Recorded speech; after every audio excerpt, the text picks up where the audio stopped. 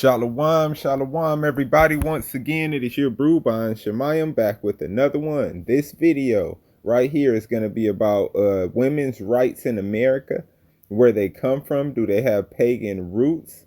Has they helped America or has it hurt America? This is going to be a multi-part series. I'm going to have another video talking about how women are treated on the other side of the world, and then I'm going to make a video after that in a few weeks, which is going to discuss what can we do using the Bible and my own opinion, what can we do to help protect women in 2024 while being biblical. On that note, Shalom, Barakatah. Up until the 1870s, women didn't have the right to own their own property.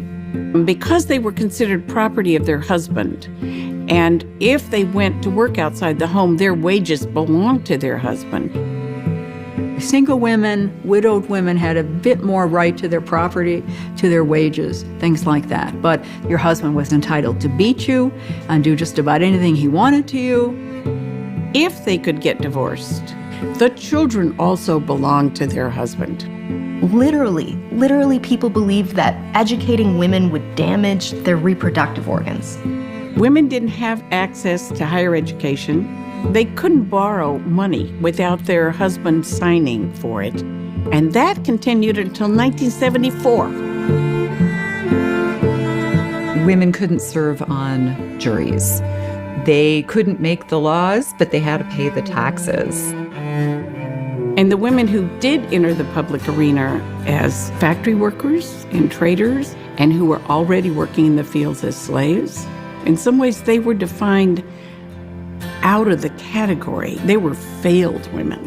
And that also tells you what a difficult battle women had ahead of them, because when you don't acknowledge that someone is deserving of those rights in the sense of citizenship, we really couldn't accept the idea of women voting. I mean, you really aren't a citizen unless you can vote. It was unthinkable.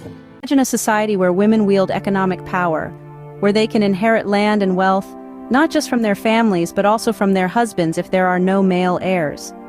Interesting, isn't it? Welcome to the world of Spartan women. Unlike their counterparts in the rest of the ancient world, Spartan women enjoyed exceptional property rights. They had the unique ability to participate in the economic sphere and influence decisions. These rights played a significant role in shaping gender roles and economic dynamics in Sparta. They also sparked intriguing discussions about women's empowerment and inheritance rights throughout history. So the next time you think about property rights and economic independence, remember the Spartan women and their pioneering role in history. They truly were ahead of their time. Until next time, stay curious and keep exploring history's intriguing corners.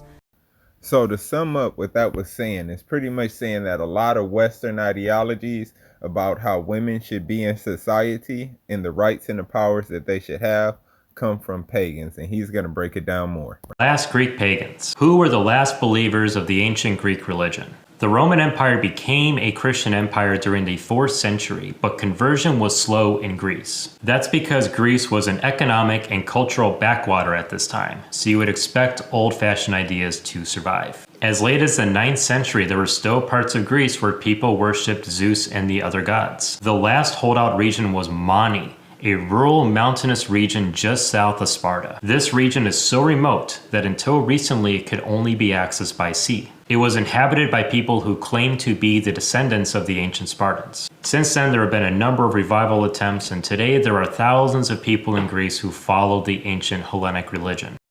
Women leave 70% of the time. If they're college educated, they leave 90% of the time. Correct. Women ruin relationships and they ruin families. Women leave. Women typically do it. Actually, and so if a guy if a man- ask the majority of men, their first choice is not a baby mother. Mama. Just like our first choice typically is not a short, broke guy. That's right. It's the same thing. It's the same thing. Now, will we put up with a guy that's shorter if he's good looking? Sure. Will a guy put up with a single mother if she has some other things that she brings to the table? Maybe she's attractive. Maybe she has other stuff. Maybe she's submissive. Whatever it is that he values. Yeah, but it's most men. It is not their first choice. Okay. All right. So today's video was supposed to be the poor righteous man, right? I'm still going to do that and drop that this week.